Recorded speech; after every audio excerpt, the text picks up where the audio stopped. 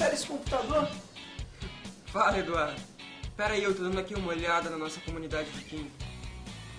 Pô, Bruno, hoje é dia da festa da escola, cara. Tá todo mundo lá no pátio. Aí, tem comida pra caramba. Já tem quase uma semana que a gente não entra na comunidade. E também foi a semana toda de festa, é decoração, convite, cartaz. Ah, saquei. O lance é a gente trabalhar igual um louco e vai perder a parte boa? Genial. Ué, esses são os sucos da Luísa? Cadê ela? Ah, eu já ia me esquecendo. Ela disse pra gente levar esses sucos pra festa e não esperar por ela porque ela não sabe se volta. Ah, ué, mas, pô, ela foi embora? Agora perdeu a graça. Ela teve uns problemas lá, o primo dela ficou doente, a tia dela... Peraí, cara. Você tá afim da Luísa? Eduardo, cadê o suco? Ó, o DV me chama. Qual deles tem açúcar? Ih, cara, me pegou. Não dá pra ver assim, não. O açúcar tá dissolvido, né?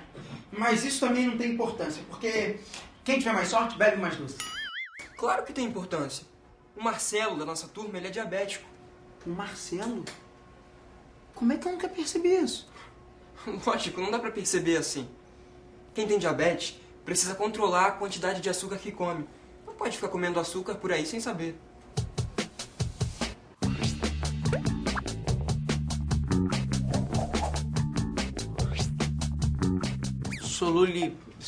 Solubilidade. Isso mesmo, solubilidade. É assim que se chama a propriedade que uma substância, o soluto, tende a se dissolver em outra substância, o solvente. O soluto misturado com o solvente forma uma mistura homogênea, que também é chamada solução. Olha só o que acontece quando a gente coloca o açúcar na água.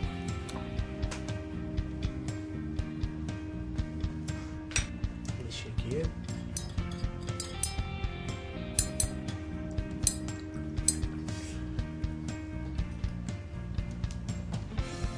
Vira, nem dá pra perceber que aqui tem um açúcar.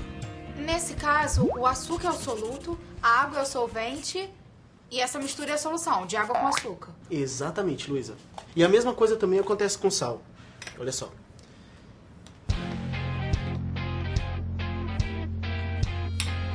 Deixa aqui.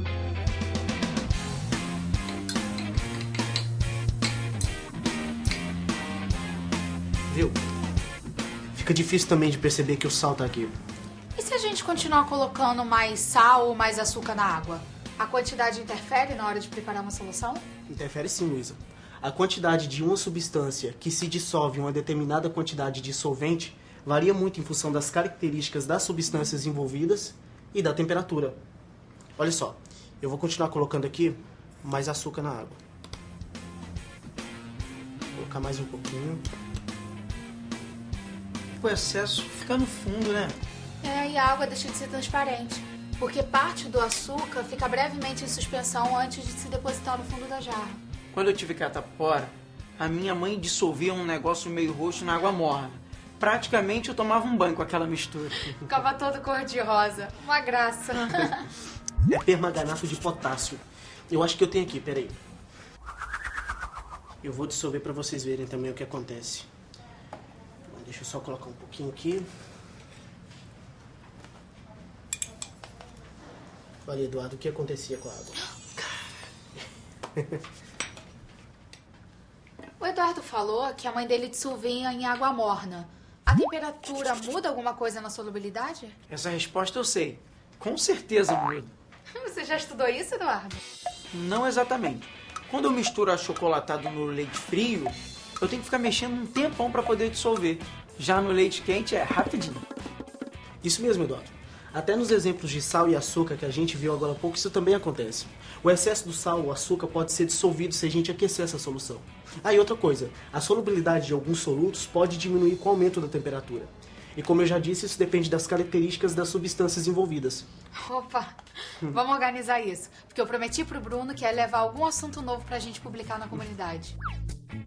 As soluções podem ser diluídas, quando apresentam pouco soluto em relação ao solvente, concentradas, quando tem mais soluto, saturadas, quando atinge um limite máximo de soluto na solução em uma determinada temperatura, e supersaturadas, quando existe um excesso de soluto dissolvido em um determinado solvente.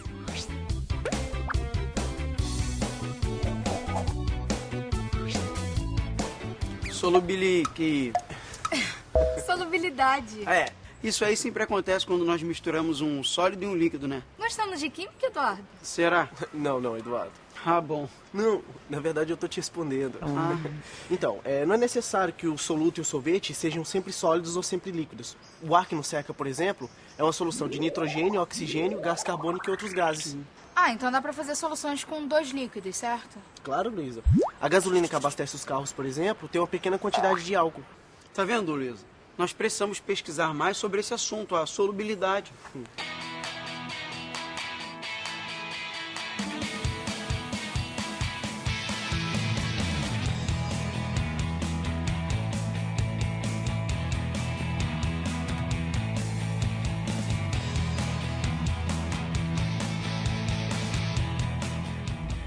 Qual é a importância de se conhecer a solubilidade das substâncias no seu trabalho? Para nós farmacêuticos, a importância da solubilidade é um ponto principal neste trabalho, uma vez que o soluto, aqui por nós considerados princípios ativos, devem ser dissolvidos no solvente, aqui considerados por nós os veículos. E a partir dessa associação entre o soluto e solvente, são preparados os medicamentos.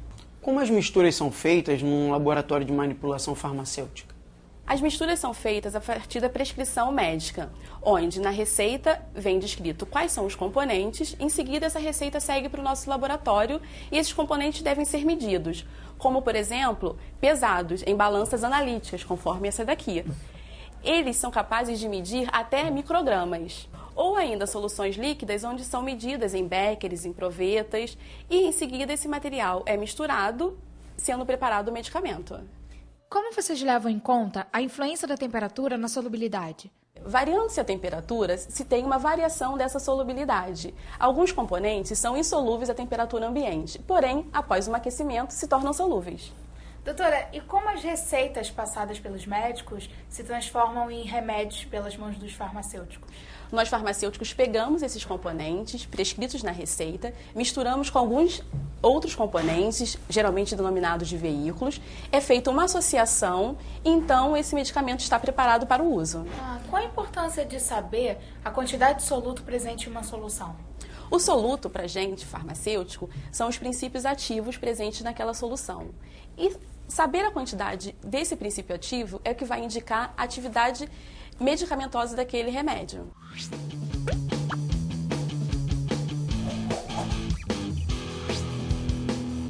Pena que o Bruno não veio com a gente, né? É, mas assim, pena mesmo foi a gente não ter se encontrado no aniversário da escola, né? Ah, vem cá. Vocês descobriram qual suco tinha açúcar? Porque eu esqueci de avisar. Graças ao meu paladar, claro, né?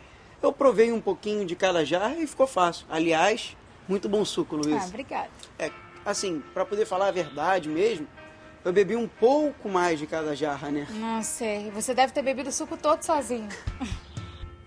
Hoje a gente conheceu um pouco sobre a solubilidade. Vimos que o soluto, misturado com o solvente, forma uma mistura homogênea que também é chamada solução. E que as soluções podem ser diluídas, concentradas, saturadas e supersaturadas. Então se liga, porque aí tem química.